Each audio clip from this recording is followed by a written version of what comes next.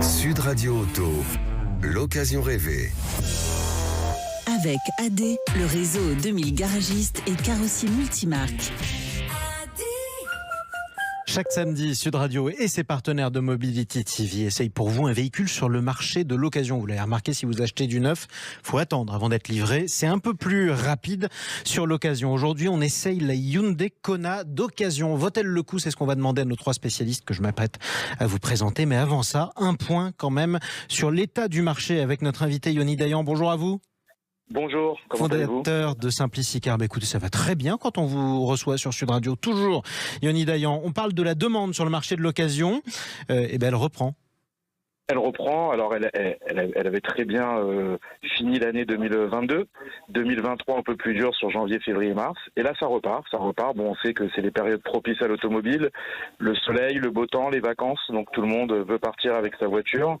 On sait que même si dans le neuf, ça commence vraiment à réduire au niveau des délais, on est quand même sur 3 à 6 mois aujourd'hui pour avoir un véhicule neuf.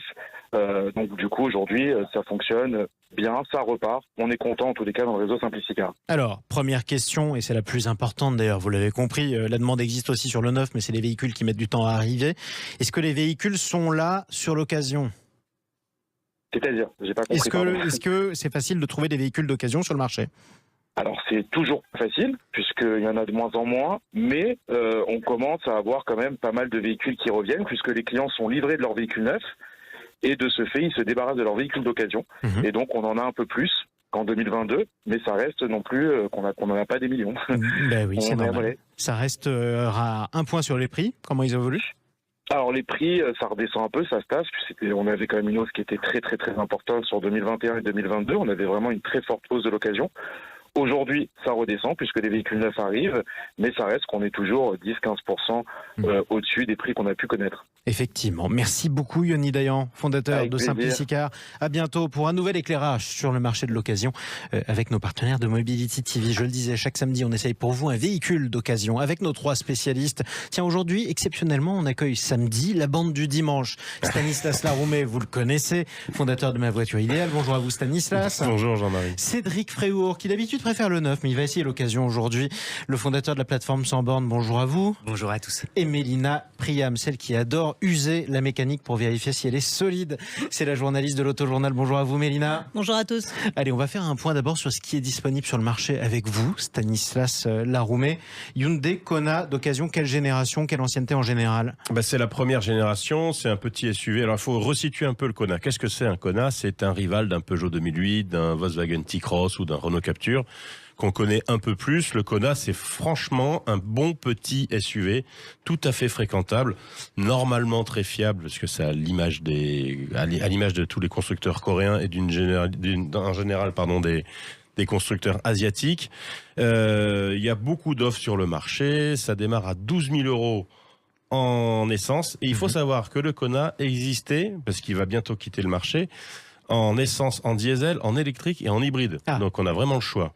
Oui. Donc essence 12 000, diesel 15 000, électrique 19 000 et hybride 19 500. Et on est sur des bons critères en plus, je parle de la vignette. Ah bien sûr, puisque la voiture est sortie en 2017, et, sauf en diesel, c'est critère 2. Mais voilà, c'est une voiture que moi j'ai déjà fait acheter à des clients avec mon autre activité et ils sont ravis. Vous savez, quand les gens ne vous rappellent pas, c'est formidable. Oui, en général, c'est que ça marche et c'est que ça tient. Ça se conduit bien ou pas, un Hyundai Kona ? Mélina Priam. Oui, ça se conduit très bien. Stan l'a dit, c'est une voiture plutôt agréable.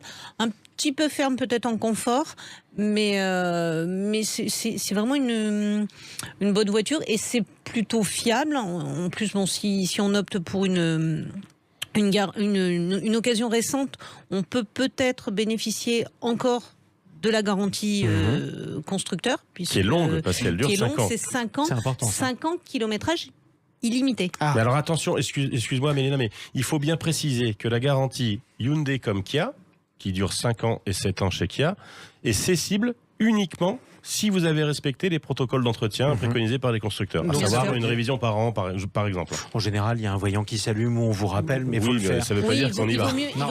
Il faut que la voiture ait été entretenue correctement dans le réseau du constructeur. Ça paraît être la moindre des choses. Est-ce qu'elle vous a plu ? D'habitude, vous aimez les Hyundai, Cédric Fréhour ? Fiable, agréable. à conduire, de la part de Mélina, elle est aussi agréable à regarder. Et ça, c'est chouette. On l'oublie trop souvent, mais quand on va s'offrir une voiture, qu'on ouvre sa porte d'entrée, qu'on arrive devant une carrosserie sympa, c'est toujours cool. Et là, le design du Kona, c'est la fin des années 2010, et c'est la liberté du design coréen qui se sent. Et elle est vraiment contemporaine. Elle est stylée. Il y a un écran à l'intérieur. Et on se dit, super. Non, mais c'est chouette. À vous tous qui nous écoutez le samedi et pas forcément le dimanche, Cédric Fréhour aime les écrans dans la voiture. Non, mais ça signe ou pas l'obsolescence d'une automobile aujourd'hui. Surtout que ça s'est tellement démocratisé. Si on n'a pas d'écran aujourd'hui, franchement... c'est compliqué. C'est de plus en plus dur. Effectivement. Ça reste des voitures, hein, on les conduit, Cédric. Donc moi, je préfère avoir un volant qu'un écran. Enfin, c'est comme tu le sens. Le Kona a un très joli volant. Voilà, ça c'était important. On va refaire un point sur le marché quand même, et ce qui est disponible sur le marché avec vous, Stanislas Laroumet. Le Hyundai Kona d'occasion, pour quel type de kilométrage je peux l'avoir, à quel prix à peu près? Alors c'est vrai que les prix de base, moi ce que j'ai regardé, c'est sur un grand site d'annonces automobiles, à 12 000 €, vous avez un Kona essence, mais qui a 150 000 km. Mais bon, si c'est entretenu et fiable, parfois, vous savez, il vaut mieux acheter... ça dépend de l'entretien, encore une fois. Si on le fait bien et qu'on est sérieux, ça peut tenir jusqu'à combien, à peu près?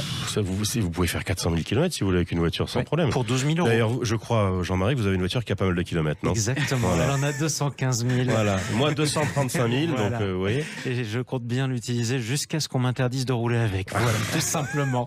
Mais en tout cas, ça veut dire que, la fiabilité de cette génération de Hyundai est très bonne. Mais comme toutes les Hyundai d'une manière générale, comme les constructeurs asiatiques d'une manière générale, et comme beaucoup de voitures, si elles sont entretenues et bien utilisées, voilà. C'est quoi bien utilisé? C'est pas tirer à fois sur un moteur, c'est essayer de respecter les protocoles d'entretien préconisés par les constructeurs, pas sauter des trottoirs, etc.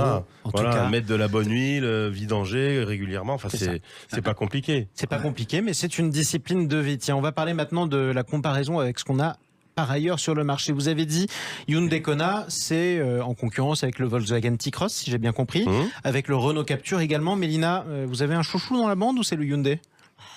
Non, alors à conduire, un Peugeot 2008 reste plus agréable, plus dynamique, un meilleur compromis confort tenue de route. Mais voilà, et un Captur va être également un petit peu plus confortable encore une fois.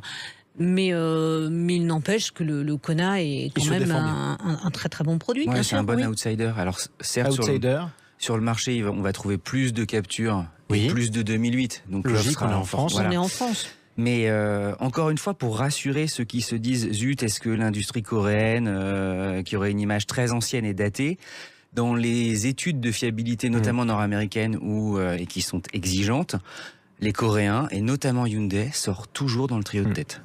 Et ça, c'est important. Le trio de tête, on peut le rappeler d'ailleurs en termes de fiabilité, c'est Lexus en haut. Exactement. Et en numéro 2. Il y a Toyota qui est toujours... Enfin, chacun se caracole et essaie de se voler le... Sachant que Lexus et Toyota sont le même groupe. Et Honda, mais ils sont pas forcément dans le trio de tête parce qu'ils vendent beaucoup moins de voitures, mais c'est la marque la plus fiable du monde. C'est très important. Hyundai Kona d'occasion, j'y vais ou j'y vais pas? J'y vais, surtout que, je le redis, vous avez le choix. On parlait des 2008 et Captur. Là, vous avez aussi de l'hybride et de l'électrique. Ce qui n'est pas le cas du 2008, par exemple. Enfin, l'actuel 2008, oui, mais pas l'ancien. Ça s'adresse à quel type de conducteur et à quel type de ménage? 2 enfants avec un petit coffre, c'est bien, mais ça peut être une seule voiture. C'est ça. En ville Et en ville, oui, tout à fait. 4,17 m, ça se gare à peu près partout. Il y a le nouveau qui arrive. Il sort en septembre en électrique et en hybride, au mois de juin. Alors, il est beaucoup plus gros, il a pris 17 cm. Donc c'est plus du tout la même voiture. Donc si vous voulez un petit SUV coréen, il y a son cousin aussi de chez Kia qui s'appelle j'ai oublié le nom, qui est aussi le Stonic, voilà, qui est aussi très fréquentable, qui sont des voitures très très proches. Oui, évidemment, Kona, les yeux fermés. Kona, les yeux fermés. Écoutez, ce sera ça. Vous avez même son de cloche pour Mélina? Oui, tout à fait. C'est un bon véhicule et encore une fois, Stan le disait, vous avez un large choix de motorisation. Qui n'est pas forcément disponible chez les concurrents sur ces années de fabrication. C'est pour ça que c'est intéressant. Et puis un bel écran, j'imagine, c'est très facile d'utilisation. Il a dit oui des yeux. Vous l'avez pas entendu, mais il a dit oui des yeux. Merci à tous les trois pour cet essai. On vous retrouve demain pour un essai sur le marché du neuf, toujours avec Mobility TV.